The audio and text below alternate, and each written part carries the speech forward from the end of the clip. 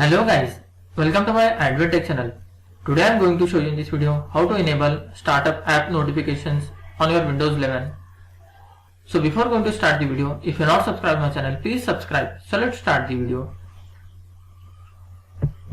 Guys, to enable the startup app notification on your Windows 11, just you have to click on Start menu, then type your settings, click on settings, click on the systems, come to the right section, you can see a notification, click on the notification. You have to scroll down a little bit, you can see a startup app notification.